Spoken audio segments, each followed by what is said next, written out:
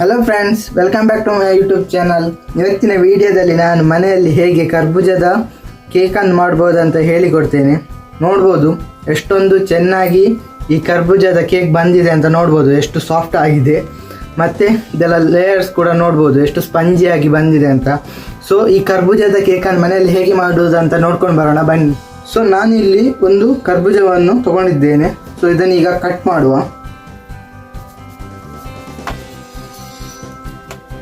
ಇದರ ಸಿಪ್ಪೆಯನ್ನು ತೆಗಿಬೇಕು.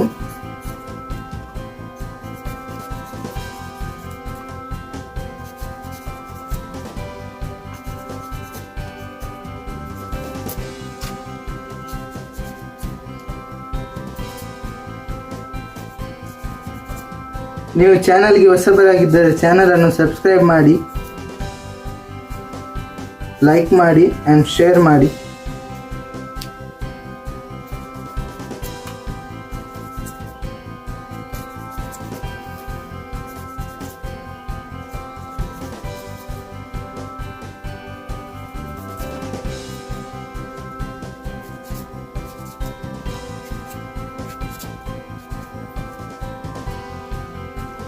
ಈಗ ಸಿಪ್ಪೆ ತೆಗೆದೇ ಇತ್ತು, ಇದನ್ನೀಗ ಕಟ್ ಮಾಡುವ.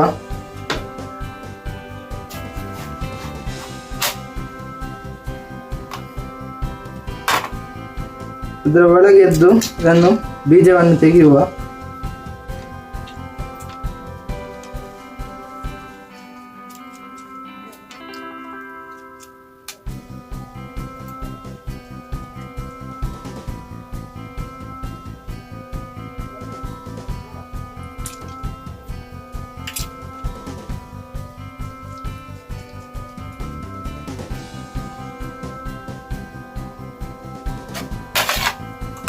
ಬೀಜ ತೆಗೆದಾಯಿತು, ಇದನ್ನೀಗ ಕಟ್ ಮಾಡುವ.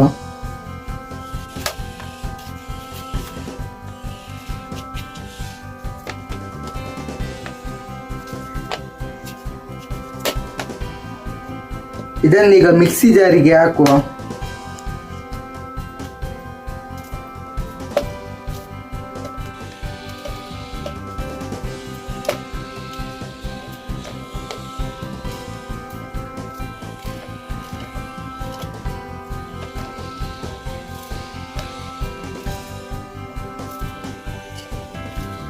ಇದು ಚೆನ್ನಾಗಿ ಬ್ಲೆಂಡ್ ಮಾಡಬೇಕು.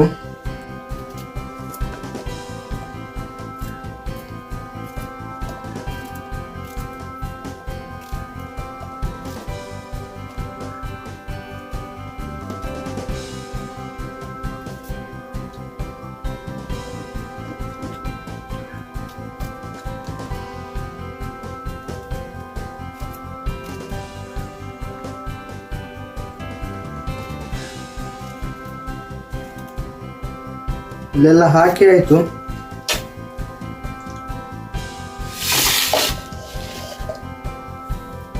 ಈಗ ನಾನು ಇಲ್ಲಿ ಒಂದು ಸಣ್ಣ ಗ್ಲಾಸಿನಲ್ಲಿ ಹಾಲನ್ನು ತಗೊಂಡಿದ್ದೇನೆ, ಇದನ್ನು ಕೂಡ ಹಾಕುವ.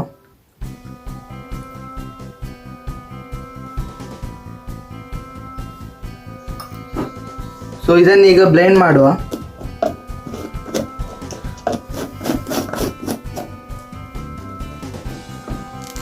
ಇದನ್ನು ಚೆನ್ನಾಗಿ ಬ್ಲೆಂಡ್ ಮಾಡಬೇಕು. ಈಗ ಇದನ್ನು ಬ್ಲೆಂಡ್ ಮಾಡಿ ತಂದೆ, ನೋಡ್ಬೋದು.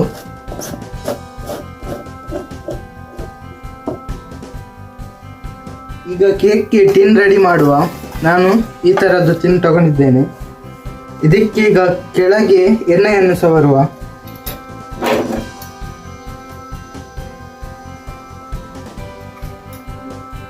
ಬಟರ್, ಎಣ್ಣೆ ಯಾವ್ದು ಸಾಗ್ಬೋದು.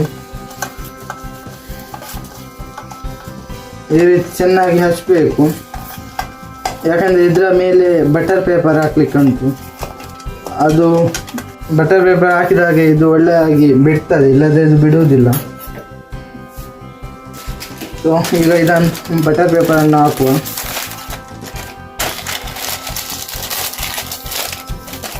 ಎಣ್ಣೆ ಹಾಕಿ ಬಟರ್ ಪೇಪರ್ ಹಾಕಿದರೆ ಚೆನ್ನಾಗಿ ಸೆಟ್ ಆಗ್ತದೆ.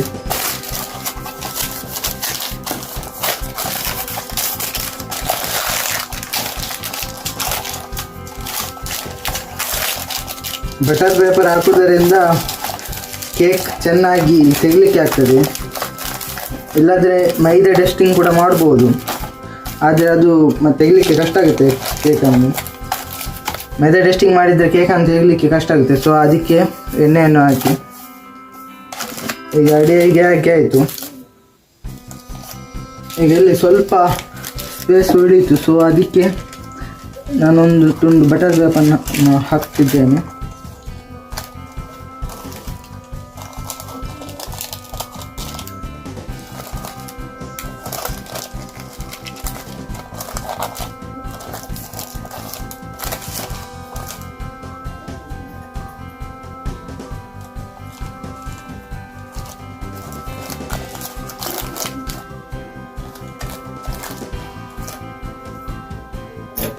ಈ ರೀತಿ 2 ಸೈಡ್ ಸಹ ಹಾಕಿ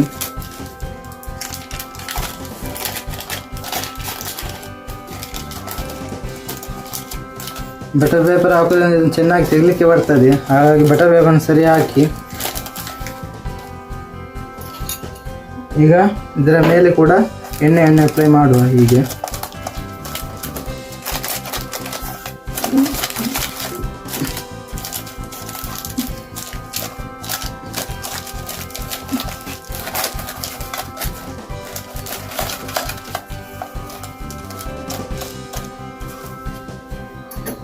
ಈಗ ಕೇಕ್ ಹಾಕಲು ಟಿನ್ ರೆಡಿ ಆಯಿತು. ನೋಡ್ಬೋದು ಬಟರ್ ಪೇಪರ್ನ ಕವರಿಂಗ್ ಈ ರೀತಿ ಮಾಡಿ.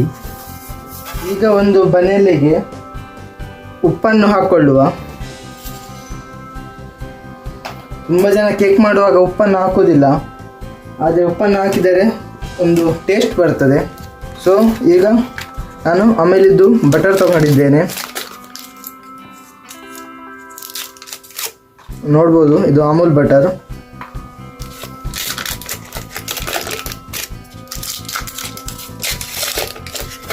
ಇದು ಐಸ್ ಆಗಿದೆ. ಸೊ ನಾನು ಫುಲ್ ಹಾಕುವುದಿಲ್ಲ ಇದರಲ್ಲಿ, ನಾನು ಇದರಲ್ಲಿ ಒಂದು ಕಾಲು ಭಾಗದಷ್ಟು ಹಾಕ್ತೇನೆ.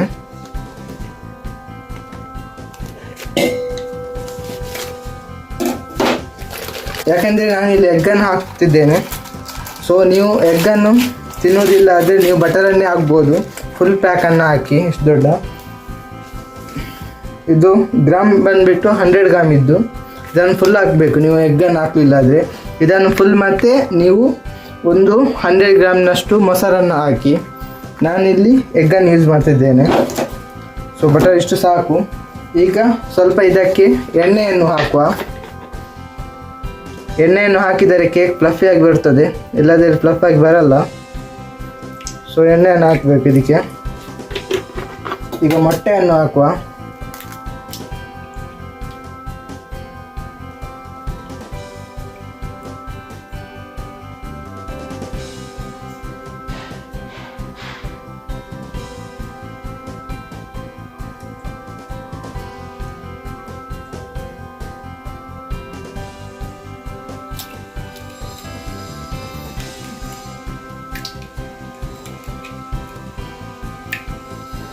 ನಾನು 2 ಮೊಟ್ಟೆಯನ್ನು ಹಾಕ್ತಿದ್ದೇನೆ. ಈಗ ಇದಕ್ಕೆ 50 ಗ್ರಾಮ್ ಆಗುವಷ್ಟು ಸಕ್ಕರೆಯನ್ನು ಹಾಕುವ. ನೀವು ಹುಡಿ ಸಕ್ಕರೆ ಸಹ ಹಾಕ್ಬೋದು. ಅಂದರೆ ತುಂಬ ಜನ ಇದರ ಸಕ್ಕರೆದು ಹುಡಿಯನ್ನು ಪ್ರಿಫರ್ ಮಾಡ್ತಾರೆ ಕೇಕ್ ಮಾಡುವಾಗ. ಸೊ ನಾನು ಇಲ್ಲಿ ಇಡೀ ಸಕ್ಕರೆಯನ್ನು ಹಾಕಿದ್ದೇನೆ. ನೋಡ್ಬೋದು ನಾನು ಕಸ್ಟರ್ಡ್ ಪೌಡರನ್ನು ಹಾಕ್ತಿದ್ದೇನೆ. ಇದು ವೆನಿಲ್ಲದ್ದು. ನೀವು ವೆನಿಲ್ಲಾ ಎಸೆನ್ಸನ್ನು ಕೂಡ ಹಾಕ್ಬೋದು, ಆದರೆ ನಾನಿಲ್ಲಿ ಕೇಕ್ಗೆ ಕಸ್ಟರ್ಡ್ ಪೌಡರನ್ನು ಹಾಕ್ತಿದ್ದೇನೆ. ಇದೊಂದು 2 ಟೇಬಲ್ ಸ್ಪೂನ್ ಅಷ್ಟು ಸಾಕು.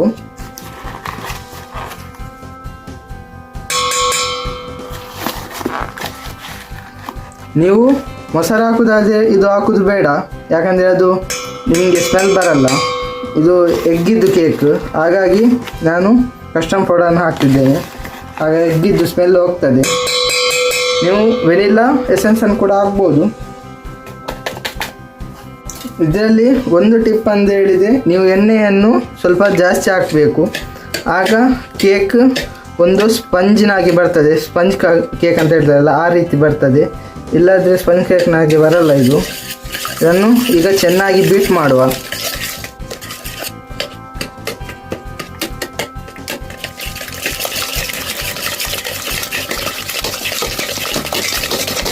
ಇದು ಚೆನ್ನಾಗಿ ಬೀಟ್ ಮಾಡಬೇಕು. ಚೆನ್ನಾಗಿ ಬೀಟ್ ಮಾಡಿದ ನಂತರ ನಾವು ಮಾಡಿದ ಈ ಕರ್ಬೂಜದ ಪೇಸ್ಟನ್ನು ಹಾಕುವ. ಅದಕ್ಕಿಂತ ಮುಂಚೆ ಹಾಕಿದರೆ ಇದು ಬೀಟ್ ಆಗುವುದಿಲ್ಲ.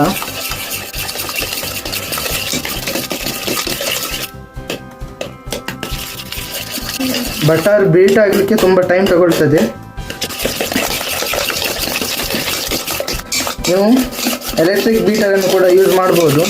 ನಾನಿಲ್ಲಿ ಹ್ಯಾಂಡಲ್ಲಿ ಮಾಡ್ತಿದ್ದೇನೆ.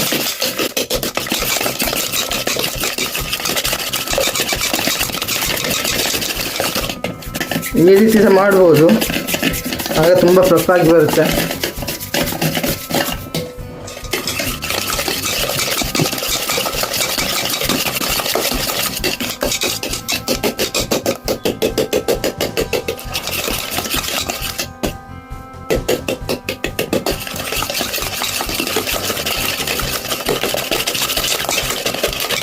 ನೋಡ್ಬೋದು ಇಲ್ಲಿ ಬಟರ್ ಬೀಟ್ ಆಗ್ತಾ ಬರ್ತುಂಟು.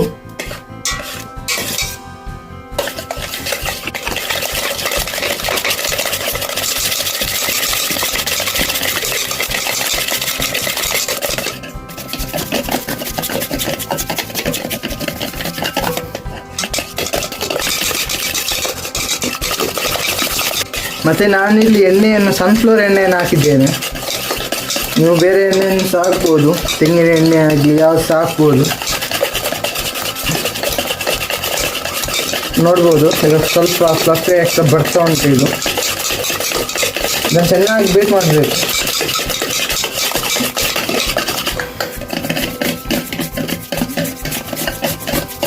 ಇಷ್ಟು ಬೀಟ್ ಆಯ್ತು ಇದು. ಈಗ ಇದಕ್ಕೆ ಕರ್ಬೂಜದ ಪೇಸ್ಟನ್ನು ಹಾಕುವ, ಮಾಡಿಟ್ಟಿದ್ದು. ಆಗ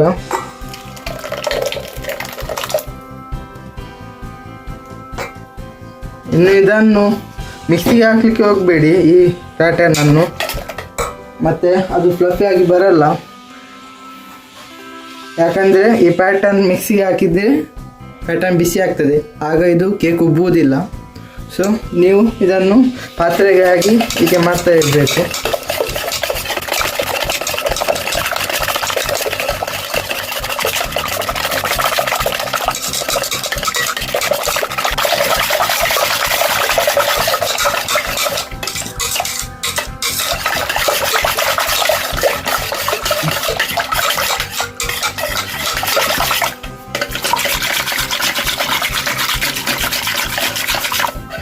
ಈಗ ಇದು ಮಿಕ್ಸ್ ಆಯಿತು ಚೆನ್ನಾಗಿ, ನೋಡ್ಬೋದು.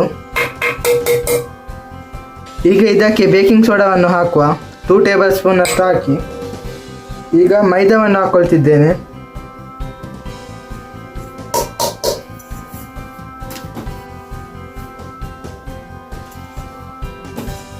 ಮೈದಾವನ್ನು ನೋಡ್ಕೊಂಡು ಹಾಕಿ. ಇದು ಪ್ಯಾಟರ್ನ್ ಗಟ್ಟಿ ಆಗುವಷ್ಟು ಹಾಕಿ ಸಾಕು, ಜಾಸ್ತಿ ನೀರಾಗಬಾರ್ದು. ಇದು ಸ್ವಲ್ಪ ಗಟ್ಟಿಯೇ ಇರಬೇಕು. ನಾನು ಮೈದಾವನ್ನು ಈಗ ಡೈರೆಕ್ಟ್ ಹಾಕ್ಕೊಳ್ತಿದ್ದೇನೆ. ನೀವು ಇದನ್ನು ಬೇಕಾದರೆ ಜಾಲಿಯಿಂದ ಜಾರಿ ಕೂಡ ಹಾಕ್ಬೋದು.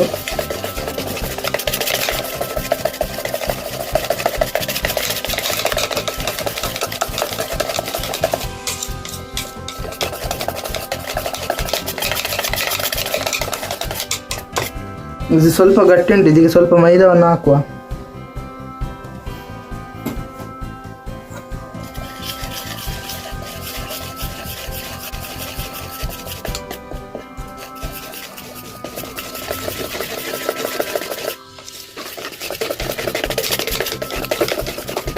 ಇದಕ್ಕೆ ನೀವು ಡ್ರೈ ಫ್ರೂಟ್ಸನ್ನು ಕೂಡ ಹಾಕ್ಬೋದು, ಆದರೆ ನಾನು ಇವತ್ತಿಲ್ಲಿ ಹಾಕ್ತಿಲ್ಲ.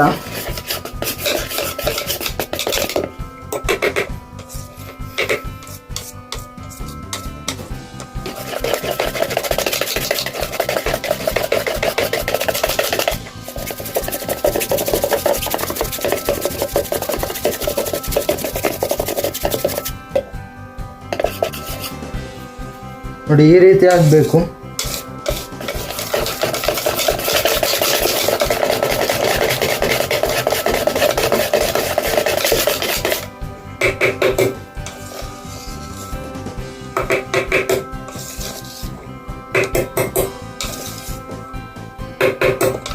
ಇಷ್ಟಾದರೆ ಸಾಕು.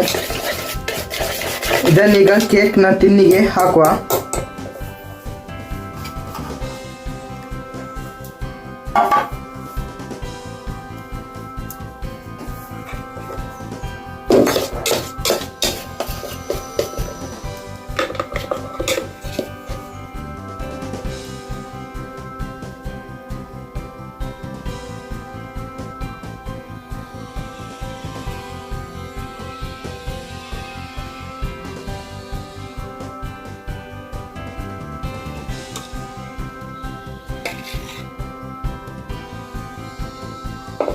ಈಗ ಪ್ಯಾಟರ್ನನ್ನು ಟಿನ್ನಿಗೆ ಹಾಕಾಯಿತು.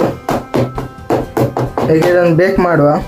ಈಗ ಈ ಥರದ್ದು ಒಂದು ಪಾತ್ರೆಗೆ ಇದರ ಒಳಗೆ ನಾನು ಟ್ರೇ ಇಟ್ಟಿದ್ದೇನೆ. ಇದರ ಒಳಗೆ ಮಾಡಿಟ್ಟ ಪ್ಯಾಟರ್ನನ್ನು ಇಡುವ. ಈಗ ಇದಕ್ಕೆ ಮುಚ್ಚಳವನ್ನು ಇಡುವ. ಇದನ್ನು ಗಡಿ ಓಪನ್ ಮಾಡಬೇಡಿ, ಆಗ ಇದು ಸ್ಪಂಜ್ ಆಗಿ ಆಗುವುದಿಲ್ಲ. ಇದನ್ನು ಹೀಗೇ ಬಿಟ್ಬಿಡಿ. ಒಂದು ಅರ್ಧ ಗಂಟೆ ಲೋ ಫ್ಲೇಮ್ನಲ್ಲಿ ಇಡಿ. ನಾನು ಇದರ ಮೇಲೆ ಒಂದು ಕಲ್ಲನ್ನು ಇಡ್ತಿದ್ದೇನೆ, ಆಗ ಇದರ ಒಳಗೇನೆ ಪ್ರೆಷರ್ ಇರುತ್ತೆ, ಇಲ್ಲಾದರೆ ಇದು ಸೈಡ್ನ ಗ್ಯಾಪ್ನ ಮೂಲಕ ಇದು ಹೊರಗೆ ಬರುತ್ತೆ. ಸೊ ನೋಡುವ, ಒಂದು 30-35 ನಿಮಿಷ ಇಡುವ, ಮತ್ತೆ ನೋಡುವ ಹೇಗಾಗುತ್ತೆ ಅಂತ. ಈಗ 35 ನಿಮಿಷ ಆಯಿತು. ಇದನ್ನೀಗ ಬೆಂದಿದೆ ಅಂತ ನೋಡುವ.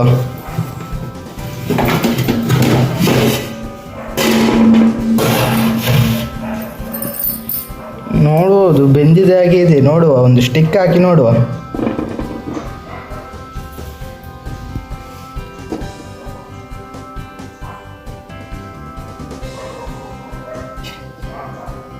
ನೋಡ್ಬೋದು ಸ್ಟಿಕ್ಕೆ ಹತ್ತಿಲ್ಲ. ಇದು ಈಗ ಬೆಂದಿದೆ. ಇದನ್ನೀಗ ತೆಗೆಯುವ. ಈಗ ಇದು ರೆಡಿ ಆಗಿದೆ, ನೋಡ್ಬೋದು. ಇದನ್ನೀಗ ತೆಗೆಯುವ. ಇದಕ್ಕೆ ಬಟರ್ ಪೇಪರ್ ಹಾಕಿದ್ದರಿಂದ ಇದು ಬರ್ತದೆ ಹೀಗೇನೆ. ಚಾಕೇನು ಹಾಕ್ಬೇಕಂತಿಲ್ಲ, ಇದನ್ನು ಡೈರೆಕ್ಟ್ ಮಗುಚುವ.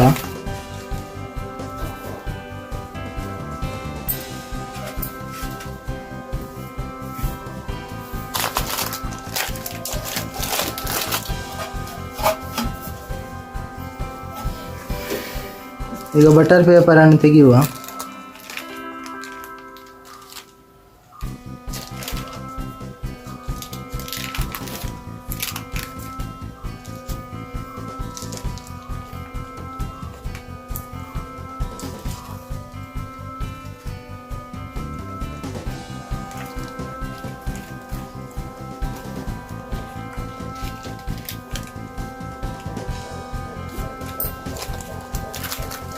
ಬಟರ್ ಪೇಪರ್ ಹಾಕುವುದರಿಂದ ನೀವು ಇಲ್ಲಿ ನೋಡ್ಬೋದು ಅಡಿಯಲ್ಲಿ ಕಪ್ಪಾಗುವುದಿಲ್ಲ. ಇದನ್ನೀಗ ಕಟ್ ಮಾಡುವ. ನಾನು ಸಣ್ಣ ಸಣ್ಣ ಸ್ಲೈಸನ್ಸನ್ನಾಗಿ ಮಾಡ್ತಿದ್ದೇನೆ.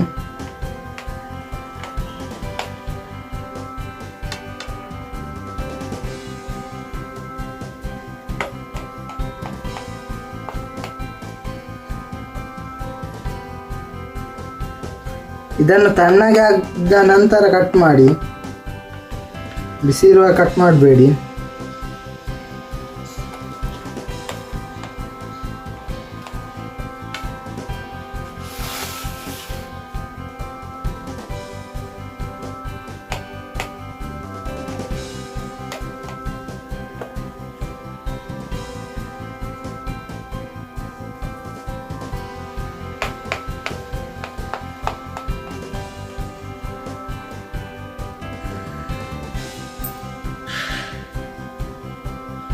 ನೋಡ್ಬೋದು ಎಷ್ಟು ಫ್ಲಫಿಯಾಗಿ ಬಂದಿದೆ ಅಂತ. ನೋಡ್ಬೋದು ಎಷ್ಟೊಂದು ಸ್ಮೂತ್ ಆಗಿದೆ ಅಂತ. ನಾನು ಕಟ್ ಮಾಡುವ. ನೋಡಿ ಎಷ್ಟೊಂದು ಸ್ಪಂಜಿಯಾಗಿ ಬಂದಿದೆ ಅಂತ. ಇದು ಹೆಲ್ತಿ ಕೇಕ್ ಅಂತಲೇ ಹೇಳ್ಬೋದು, ಯಾಕಂದರೆ ಇದು ಕರ್ಬೂಜದಿಂದ ಮಾಡಿದಂತಹ ಇದು ಕೇಕ್. ಸೊ ಇದರದ್ದೊಂದು ಈಗ ಟೇಸ್ಟ್ ನೋಡುವ ಹೇಗಾಗಿದೆ ಅಂತ.